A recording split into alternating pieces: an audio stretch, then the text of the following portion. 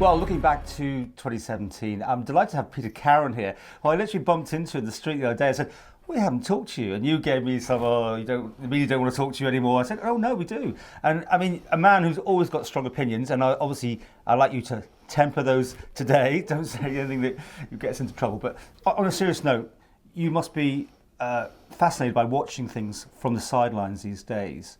Well, I'm disappointed. I mean, I'm more annoyed with the media that they didn't have us on when we were supposed to be the opposition. But the point is, we are where we are.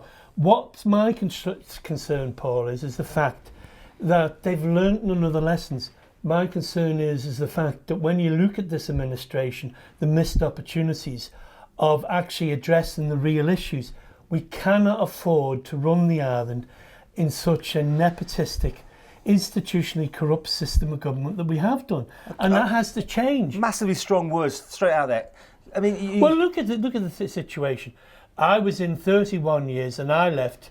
My replacement, Julie Edge, is on 40% more than what I left after being there 31 years. We've got to get rid of the patronage. We've got to start getting a public accounts committee that's not in other departments, so we don't end up with a situation where everybody tries to look the other way when the spending of money. The difference is today, Paul, is that this administration is going to be the first administration where they're going to have to learn to spend money with value, and they also ain't going to have the situation where the last two administrations where money is literally grown off, falling off trees to the Bell and the Brown administration.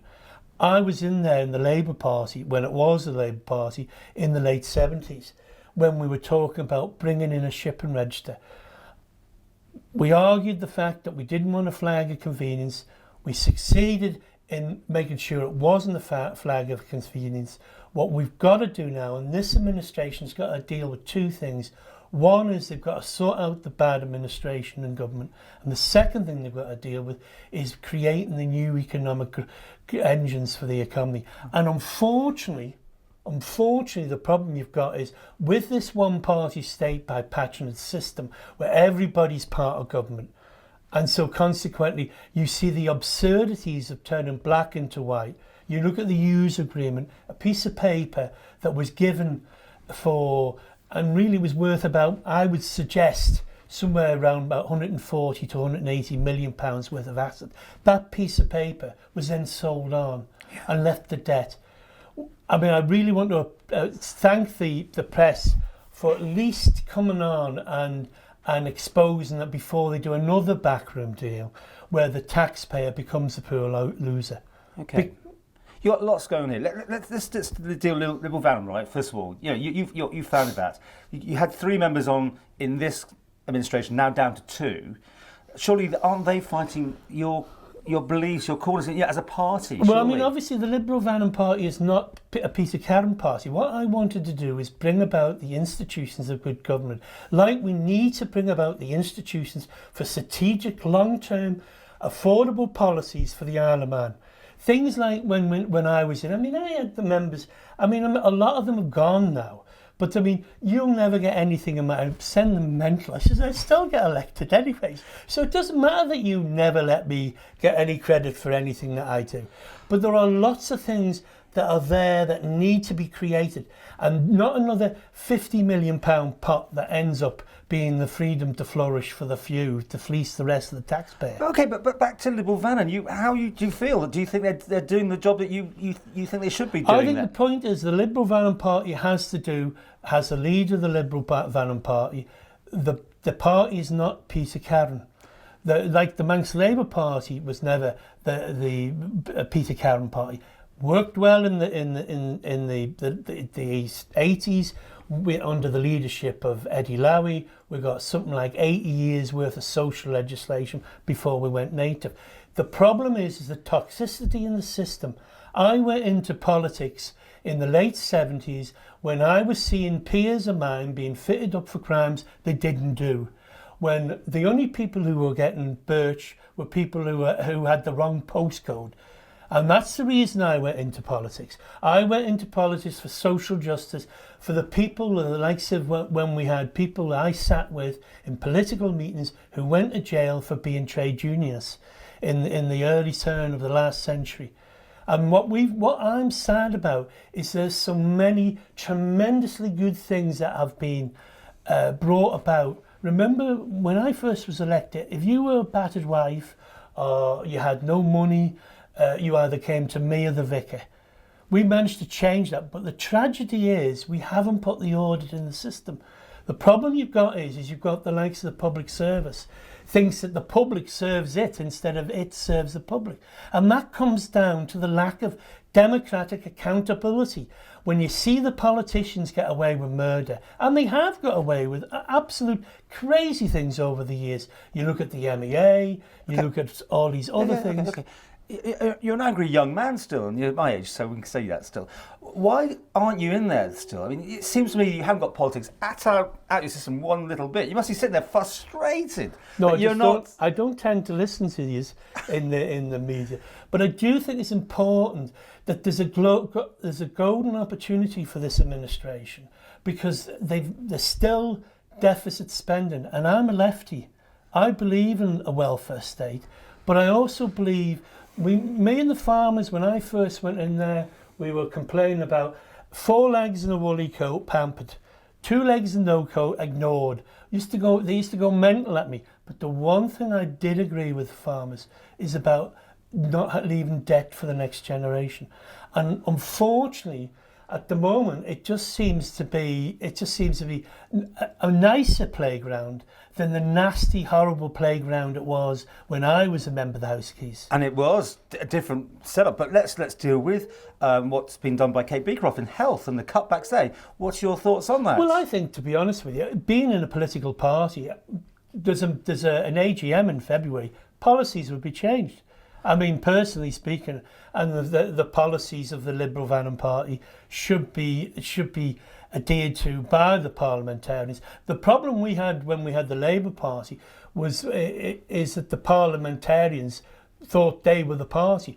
The membership should be the party of the Liberal Vannin, and that's why we're going to set up the southern branch of Liberal Vannin in the near future to try and get some more branches going, to get more activity. What's your thoughts on Kate Beecroft and what she's been doing then? Do you think she's doing what you agree as a party she should be doing, or is she doing it as a minister and not taking your considerations? I mean, the point. Answer that. Come on. No, the point is, as far as I'm concerned, I think it's the wrong place to go. But the point is, the thing is, you end up with half a dozen old dears with a urinary infection. Your 40,000's gone. What you should be addressing is issues like the upper limit on the national insurance contribution. You should be addressing the issues of the likes of a pension premium, a pension certificate for wealthy pensioners. Remember, when I put the questions down, 19% of all pensioners thereabout were on more than £40,000 income. My niece, with 2 small kids, paying a private sector rent, needs free teeth, free eyeglasses, and we need to get this situation to get us away from this short-term, selfish, looking after I'm all right attitude that we've got to get rid of. So more means testing to make it comply with people who can afford to do things? Well, I think there are means testing. I mean, I would say that the likes of the situation of why should people who earn more than 38 or 39,000 not pay more on their national insurance? Why do people like me, who've spent a fortune with the likes of with the health service since leaving the retiring, have not pay anything towards your hospital stamp? The problem is we're trying to blame the weak, the sick, and the poor. It's like the housing crisis. The housing crisis wasn't developed because of the council house tenants. It was about politicians being in bed with the developers and letting them make the agenda. There are easy ways to deal with the housing crisis. There are easy ways to deal with many of these things. But the problem you've got is it comes down to the structure. And unfortunately, in my opinion, with the health services, you need a hospital administration committee again, you need a proper matron again, and you need to have people feeding into the politicians in order to keep to the spirit of Bevan, of what it was all about. Okay, you've got these views, and Liberal. I have to keep coming back to this because you're Liberal Vannin still, right?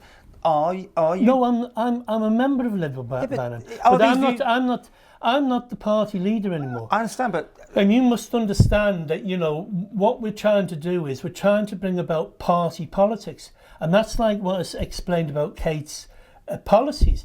Kate, if there's a motion in the February conference, then that is the party policy. Just like the Labour Party had policies originally in the 80s. So she may be constrained soon if you have a change of rules, for instance, at your next meeting? It'd be policies. If there's policies that contravene the policies of the party, then the party has to come first.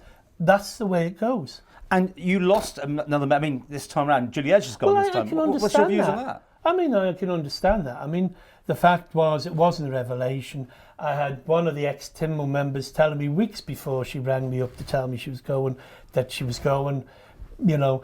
And I understand that. It's a very toxic environment. Remember, I lost 30 years or 25 years of ministerial pay because I wasn't for sale.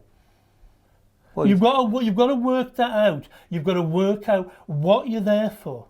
And what I think this new administration needs to be talking about, and this is the issue that you've got me to come on this for, is about trying to get this administration to wisen up, because I'm really concerned that they're spending money they haven't got, and then there's going to be a crisis management. I'm from a working class background. I know how difficult it can be when you're in a financial hole.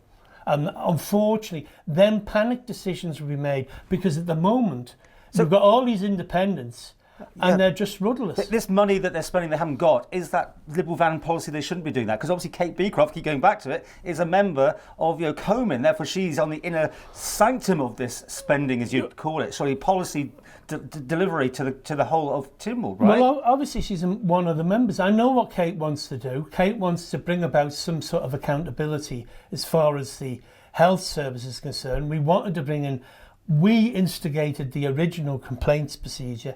They fought me to a standstill as the member for health, because at the end of the day, anything to do with the Department of Health, the minister is the department. And that is a decision that has been made. But let's get on about the real issues that need to be addressed. And the real issues is the fact that at the moment with this administration, where are the new growths coming to create the jobs? The truth is, wages are going down.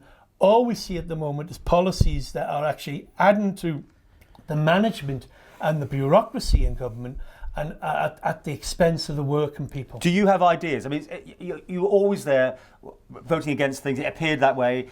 You always But they always things. portrayed that. Yeah. But the reality was that I voted for 80% of stuff. Remember, the reality was when the Labour Party in the late 80s had the balance of power, and I was prepared to forgo me perks of the extra pay, we held the balance of power, and we got many of these things that today are seen as the norm. They were seen as impossible in them days. But what I worry about is you can start looking at the bad governance, your toxicity as far as your energy costs, your toxicity about your off-island transport costs, your toxicity about the communication costs. Now, all right, they've come down a bit, but they need to come down a lot more if we're going to be, the things that we need to be looking at. We need to be properly looking at Brexit and what the opportunities are. If they're going for Brexit, we should be looking for the EEZ, the Exclusive Economic Zone. The Brits have got it for the Falkland Islands. The Isle of Man should have it here. We should be looking at a patents office. We should be looking at many of these things, but we've got to deal with the crony capitalism. Okay. Before we start, you said you only want to do 10 minutes. We've done 14. Do you want to do a part 2, or do you want to leave it there? Is that your choice? Because there's loads more we can be talking about. Do you want to continue? It's up to you. Well, let's do more. We'll be back. Second part in just a moment or two.